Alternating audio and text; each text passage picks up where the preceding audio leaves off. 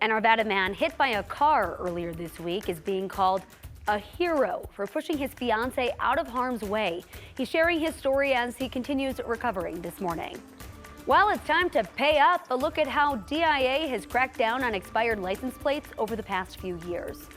And taking a live look at the conditions over Breckenridge this morning, Colorado's high country is expected to get quite a bit of snow this weekend with a winter weather warning in effect through tonight. The Colorado Avalanche Center also issued their first avalanche warning of the season, and traffic is moving slowly on our mountain highways. Drivers taking it slow because of all of that winter weather. Good morning to you. Thank you so much for joining us. I'm Lauren Scafidi along with Jaden Knowles. Good morning, my friend. Well, good morning, Lauren. How you doing this Saturday morning? I'm doing great, and I know that all of the skiers itching to get up to the high country are very excited about all this snow. I know they're really excited, but you definitely need to take it slow this morning. Make sure just to wait till tomorrow. It's going to be perfect tomorrow. But let's break down what you can expect for this afternoon. I mean, so far, looking outside at our Eisenhower Johnson tunnels, it is coming down. I mean, look at this. Visibility is so low. Look how slow traffic is going as well. That's the reason I mentioned that the conditions just isn't favorable to travel along I-70 early on this morning. Tomorrow will be much better, and you'll be able to really enjoy yourself. So just hold on tight if you're not already up there towards the high country. Here's what's in my forecast today. 47 degrees, cool temperatures, but noticing this is going to be the warmest temperature that we've seen so far for this week, although it's not going to feel like that because of these gusty conditions that we are expecting as we head into the afternoon hours. So still talking about 1 to 2 feet of snow possible for the northern mountains. That heaviest snow will start really this morning, and then 50 to 60 mile per hour wind gust is what we're tracking. Noticing all the winter alerts that we do have. Winter storm warning still in effect because of the amounts of snow as well as just the gusty conditions as well. Along with those gusty conditions, we do have avalanche danger. We do have avalanche warning for the high country and even a watch kind of towards the foothills just west of Fort Collins. But as you're getting ready to head out the door this morning, temperatures on the cooler side, the upper 30s. So you definitely might need that light jacket. But overall, later in the show, we'll talk about totals, timing, and what you can expect for our Parade of Lights, which starts at 6 p.m. this evening. Lauren? Can't wait for that Parade of Lights. Jaden, thank you so much. We have some breaking international news this morning. 11 people are dead, including a 3-year-old boy and 2 other children, after a mass shooting at a bar in South Africa. It happened in the administrative capital city of Pretoria. 14 people were taken to the hospital with injuries. Police in the area believe that 3 people were responsible for the shooting. No arrests just yet, but we'll keep you posted as soon as we learn more about that developing situation. In other headlines this morning, we're learning prosecutors have charged a truck driver in a deadly crash on I-25 in Arapahoe County. 2 boys were killed in that crash. 13-year-olds David Murguia and Diego Rubio were just on their way to soccer practice in September when a truck hit the Nissan Pathfinder they were riding in. Late last night, 9 News Investigates got a hold of a summons issued to the truck driver, Lizel Ortega Ortiz. It charges her with 5 felony counts, including 2 counts of criminally negligent homicide and 2 counts of child abuse resulting in death. The summons doesn't detail what investigators think happened on the night of the crash. Ortiz is expected back in court in January. The family of one of the victims has also filed a lawsuit against Ortiz and her employer, Lucky Dog Contracting. The lawsuit alleges Ortiz was distracted, fatigued, and may have been impaired at the time of the crash. The search for a missing woman in northern Colorado ended 2 days ago with the discovery of her body.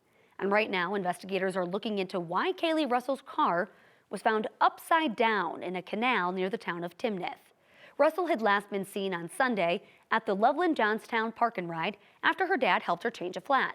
A family friend later confirmed to us Kaylee's body was found inside her car in that canal about 13 miles from the Park and Ride. The search for Kaylee included family, loved ones, law enforcement, and even one state senator who wants to change how the state searches for missing young adults. 9 News reporter Ria Jha explains. In a missing person case, the first 3 days are by far the most critical. Time can be the difference between finding someone and losing them. So it was really important that we got a missing alert to be sent for Kaylee. When 20-year-old Kaylee Russell went missing near Loveland, Democratic State Senator Janice Marchman says she pushed local police to issue the endangered missing person alert. Turns out that our local police departments did not know that they were able to issue this very alert that they issued. For Marchman, Kaylee's case was urgent, but her push for a new alert system started months earlier. I'm doing this because of Megan Trussell. Trussell was a student at CU Boulder who went missing in February.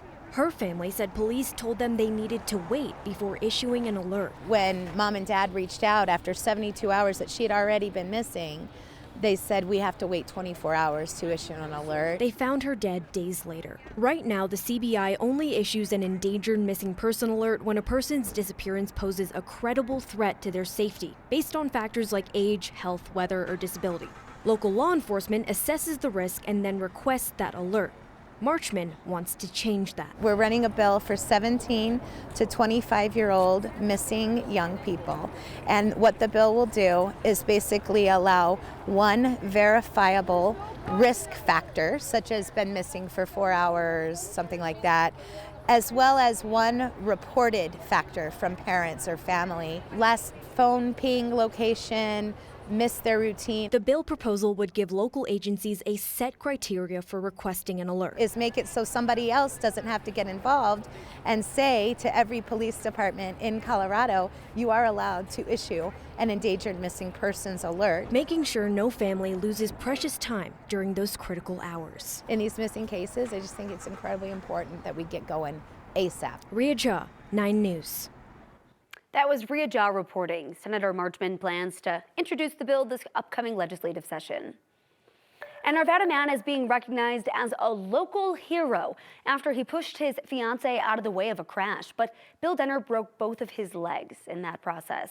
The couple tells 9 News that they were going to pick up their 6-year-old daughter when this happened.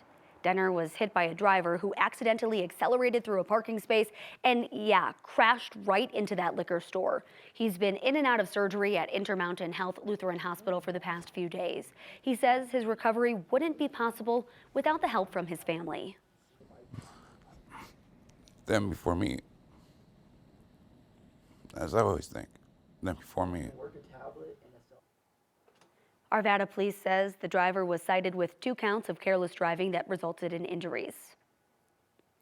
If you have expired license plates, don't park at DIA. The airport's given out more than 20,000 tickets for expired plates over the last 2 years. That's almost 30 tickets every day. At $100 a piece, that's more than $2 million in revenue for the city. The city of Denver actually makes millions more off ticketing people parked at the airport shuttle lot, which only costs $10 per day.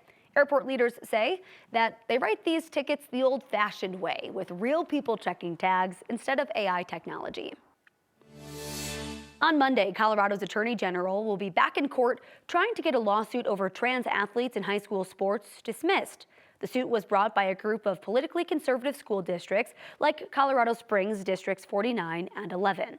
Last week, that group entered into a settlement with CHASA, the group that governs high school sports in Colorado.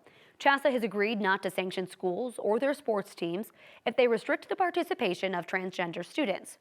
In return, the districts will have to pay CHASA $60,000 in legal costs. CHASA told us the lawsuit was unnecessary and performative since they've never sanctioned a school for policies related to transgender athletes. In a statement, District 49 said the settlement is a major step forward, but civil rights lawyers, they were skeptical. And is pretty far from a landmark or what I would even consider a significant victory. It doesn't affect the rest of the case, and it doesn't affect the state of Colorado's right to continue to enforce its anti-discrimination laws. Again, there is a hearing on Monday involving the remaining defendants, including the Attorney General's office and the Colorado Civil Rights Commission. Experts say if the case is not dismissed, it could take years to wind its way through our court system.